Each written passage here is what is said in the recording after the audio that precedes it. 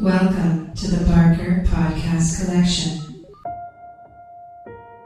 Things are better. The world is better. Just because there's not a war doesn't mean there's peace. He's coming.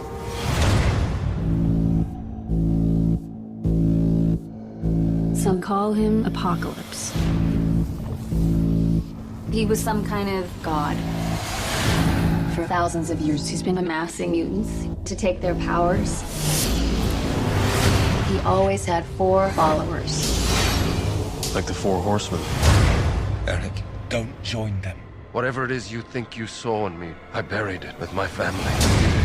Together, we will cleanse the earth. Everything they've built will fall! And from the ashes of their world, we'll build a better one! I've never felt power like this before. Charles! They took him. Raven, the world needs the X-Men. I'm not a hero. Students look up to you. If I'm going to teach your kids something, I'm going to teach them how to fight. Follow me. To her. I'm not afraid of him. Magneto, he's my father. What? Him and my mom, they did. No, I know.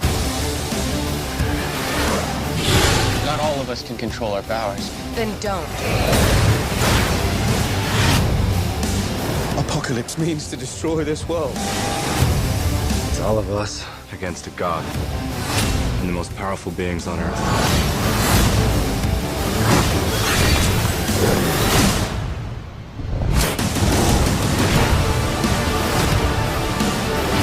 Forget everything you think you know. None of that matters. You're not students anymore. I'll take everything from them. You're X-Men.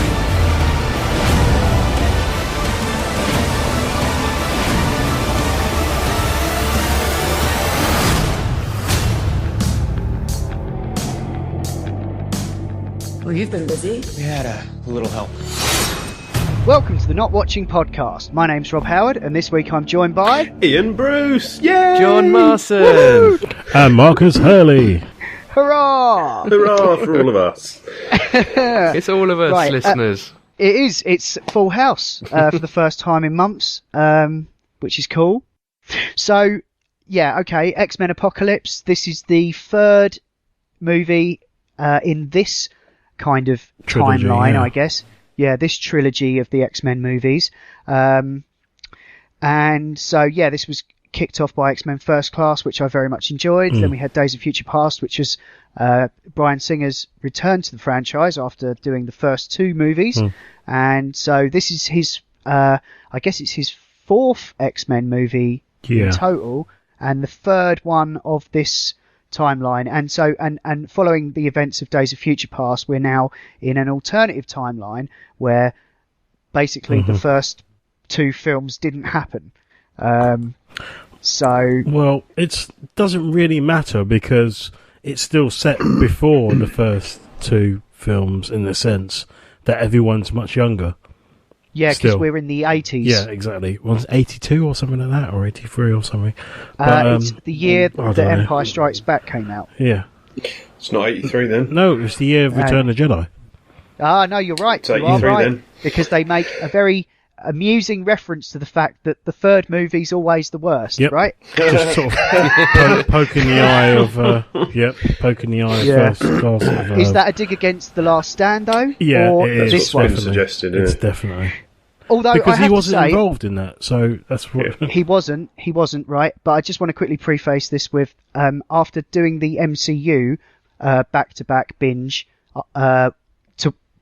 in preparation for watching Civil War a second time, I thought I would do the same with the X-Men movies. And so I went back and I watched them all again, starting with Origins Wolverine, which is terrible on many levels.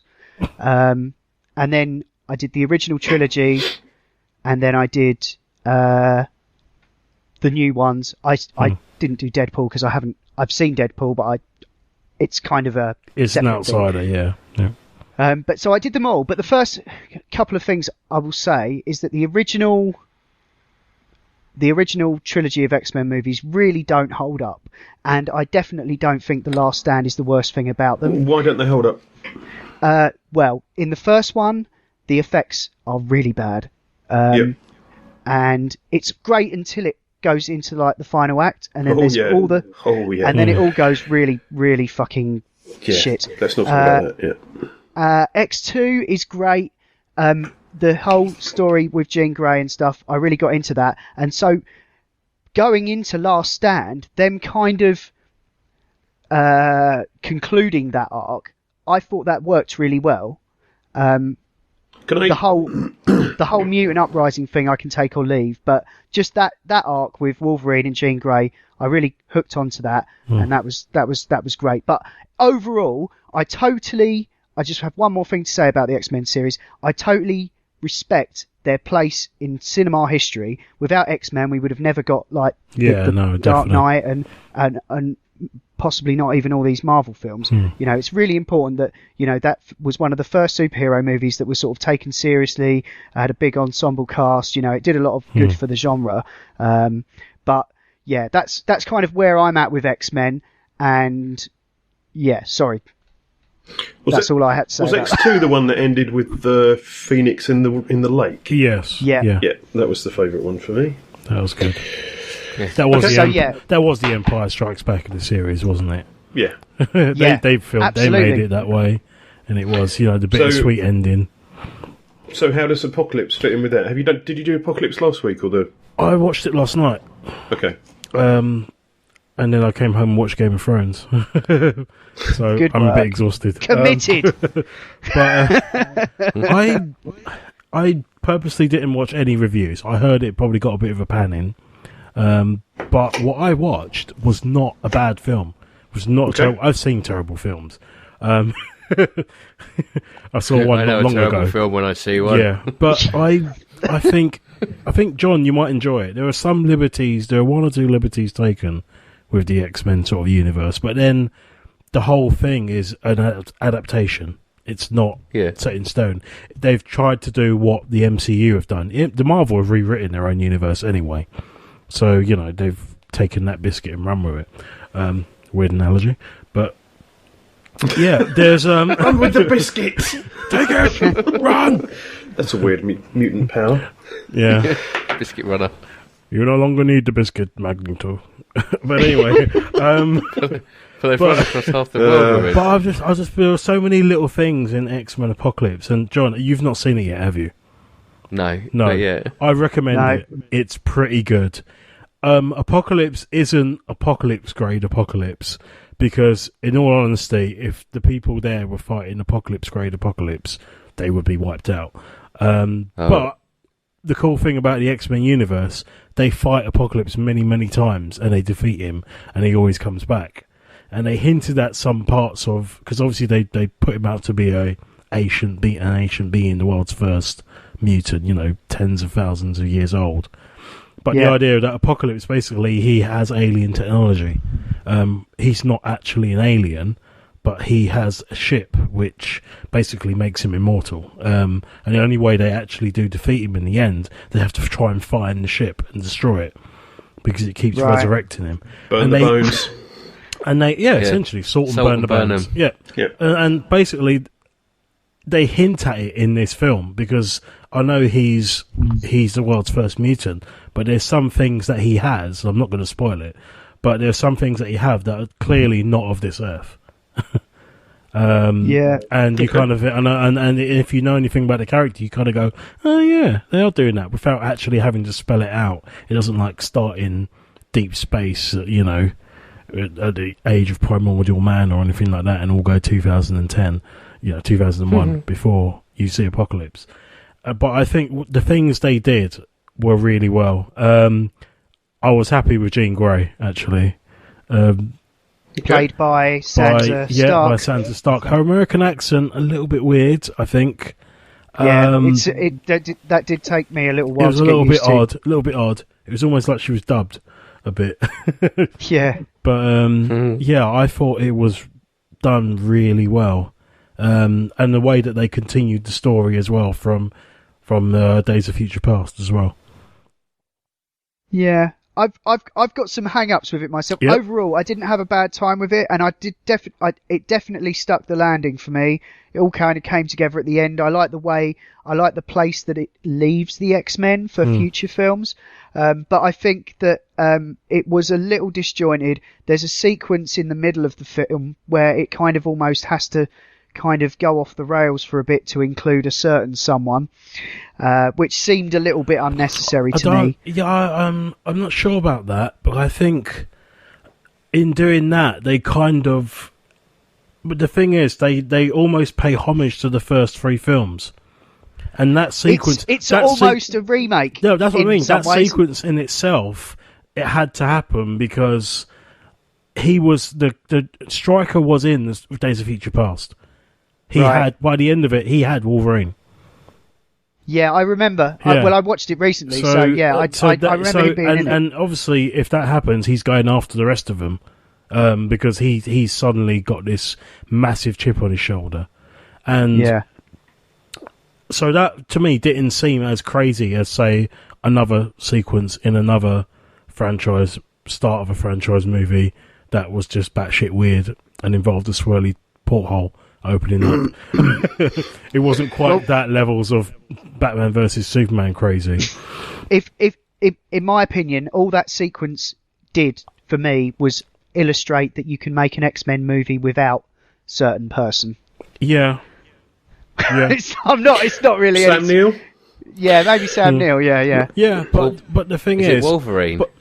No. But the thing is, I think that also served a point as a teaser, which would lead quite nicely into a segment to another little part that we could talk about.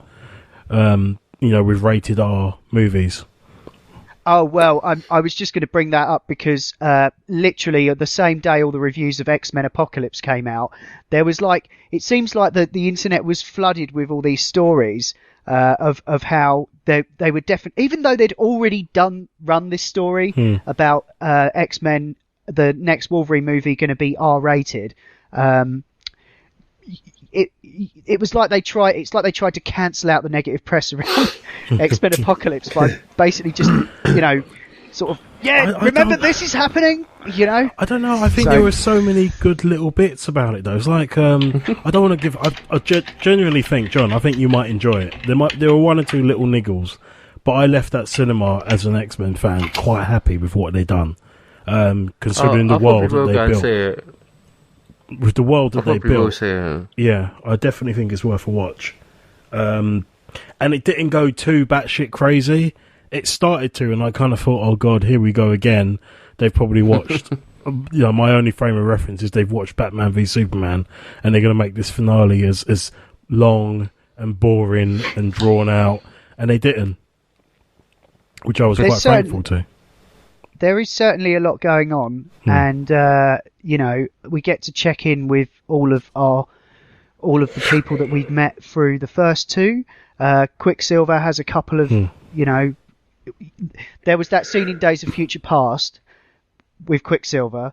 They do that in X-Men Apocalypse, and then they do it again because they know that they were onto something there. That was really good. That was. Let's do that again. But yeah, they all kind of get something to do. I think Beast is a bit underused still.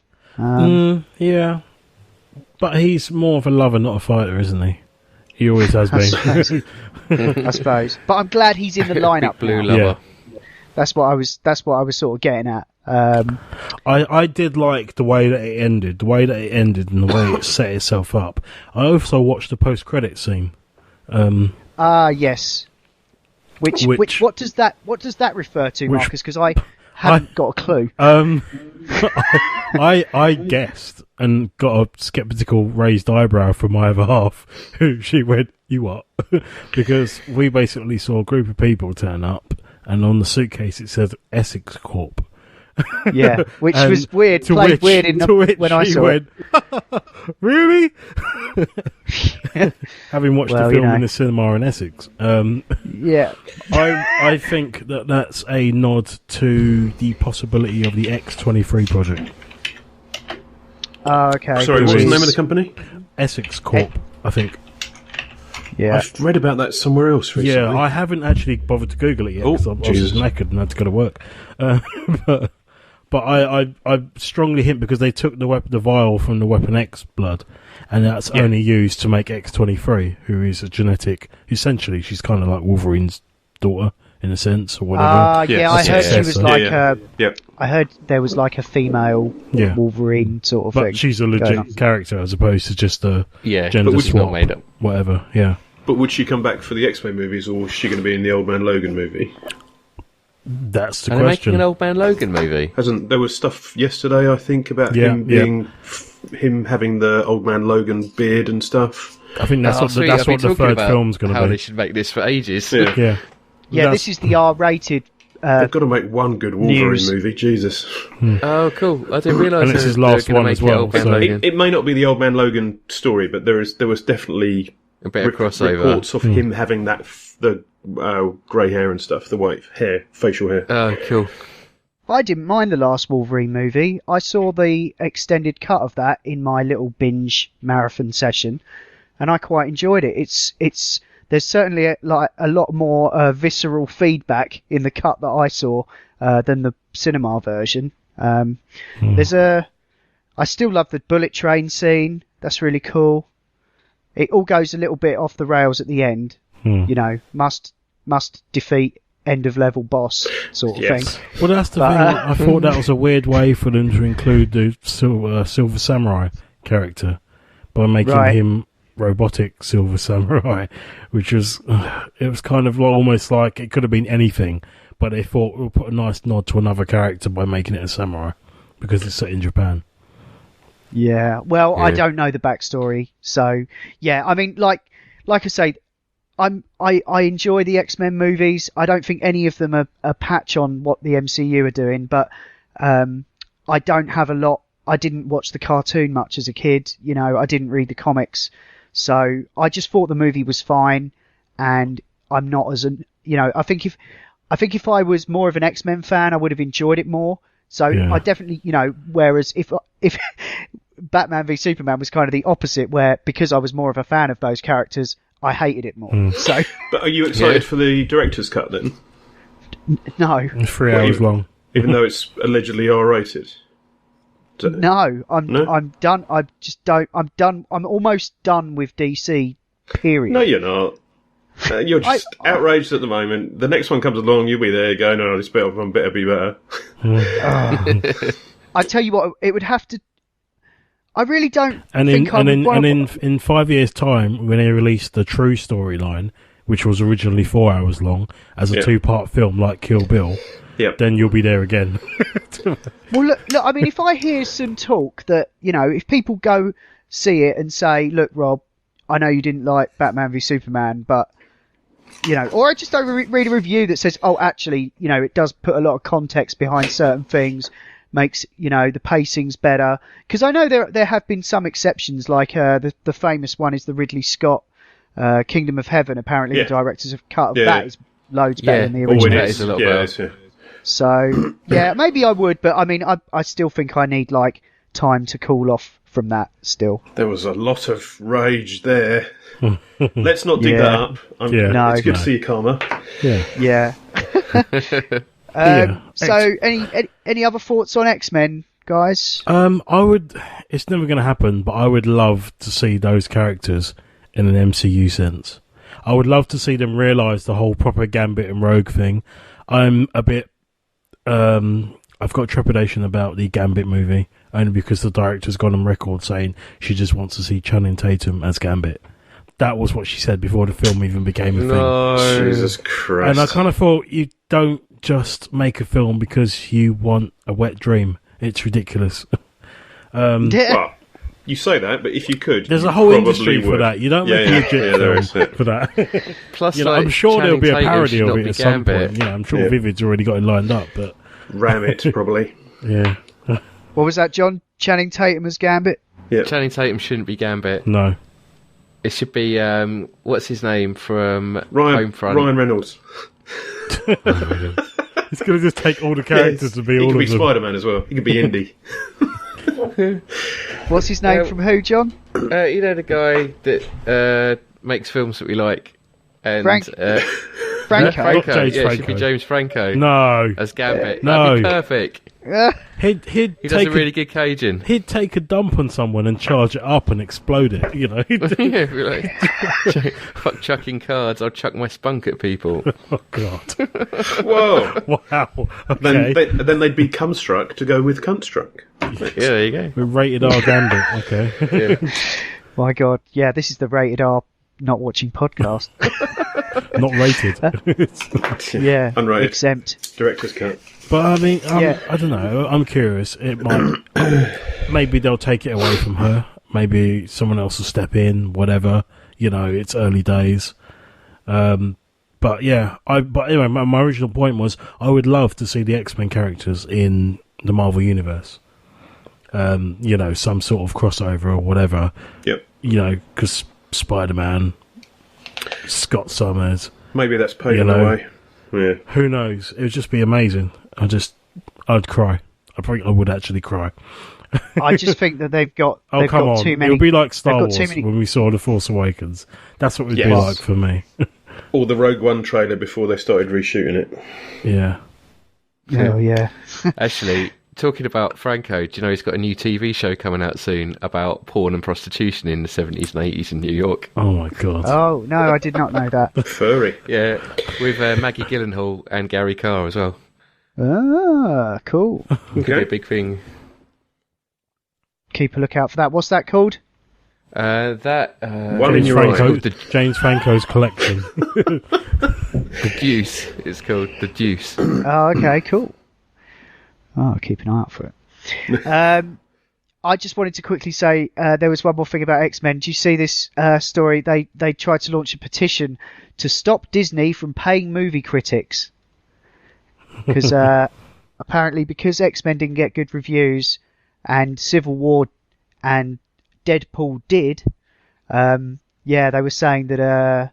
they said Deadpool, that was an anomaly, but otherwise, you know, Disney superhero movies always get good reviews. And so, yeah, there was a petition to stop that. Which Who I were found the quite they funny. in that sentence? Reddit. Was it Reddit? Yeah, probably. Free critics from Disney. So that was the organisation. You're making the podcast's very own Daily Mail headlines there, Rob. Yeah. It was on. Doesn't matter. Geek. It's not going to change anything. Why has it even been reported? Well, yeah, exactly. There was 952 signatures. Well, that's 950. Kind of a big deal. Yeah. This has been the Not Watching podcast in partnership with notlistening.co.uk, where you can also hear myself and Ian talk about video games and virtual reality one day, maybe, on the Not Playing podcast, and Adam Ash and Will talk about all manner of funny things on the Not Listening podcast. You can email us at notwatchingpodcast@gmail.com, or you can tweet at or follow us on Twitter at notwatchingpod. You can find the show notes for this show at notlistening.co.uk, and if you're listening to us on iTunes, then please do give us a review. Anyway, that's all for now. Thanks for listening. See ya. Bye. Bye. Bye.